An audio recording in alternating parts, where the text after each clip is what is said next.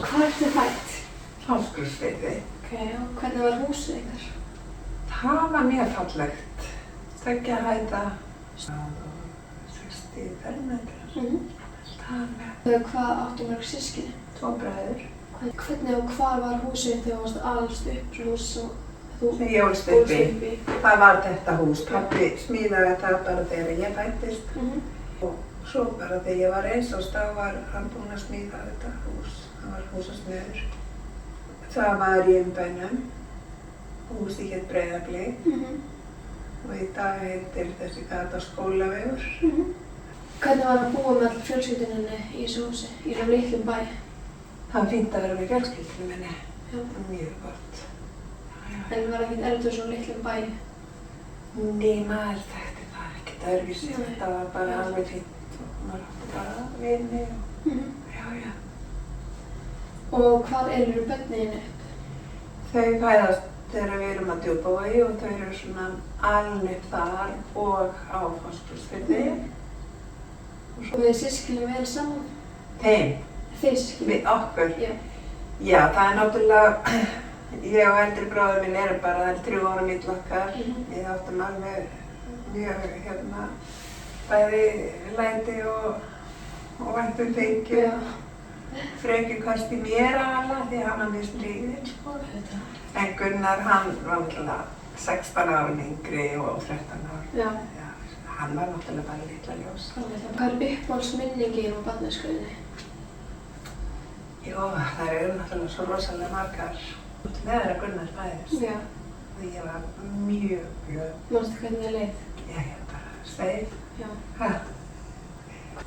Hvernig var að ala upp börnin þín í svona litlum bæ á Djúpavogi og Fáskrúðsfirði? Mjög fínt. Manstu eftir gosinu í Vestmannaeyjum? Já, ég man alveg eftir því. Hver er upplifun þín af því? Manstu eftir deginum?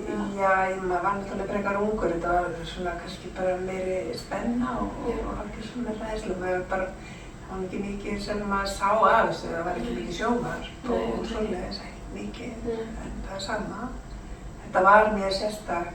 Manstu eftir bankahruninu árið 2008? Hvernig lentir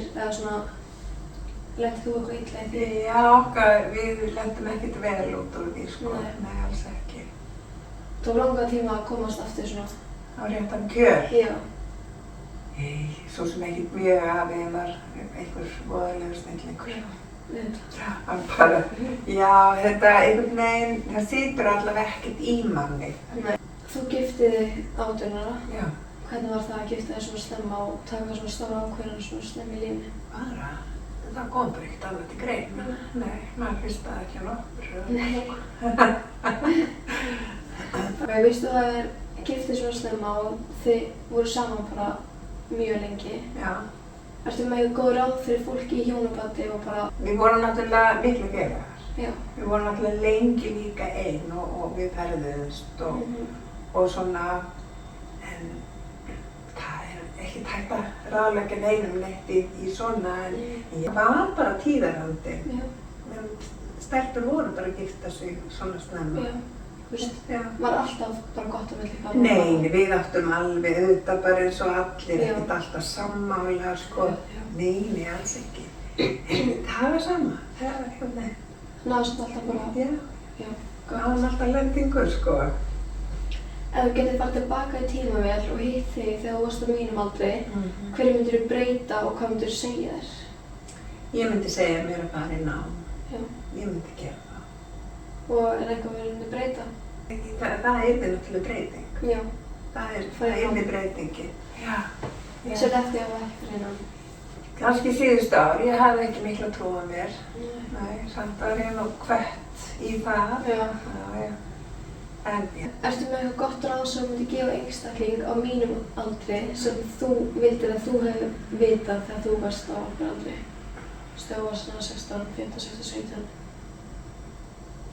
Já, kannski bara meira það að vera 16 ára og vita bara að maður er einstaklingur og maður hefur eitthvað að segja, sko. Ég hlusta líka bara slatta á 16 ára gamalt barn. Þau eru með rödd. Já, þau eru með rödd, sko.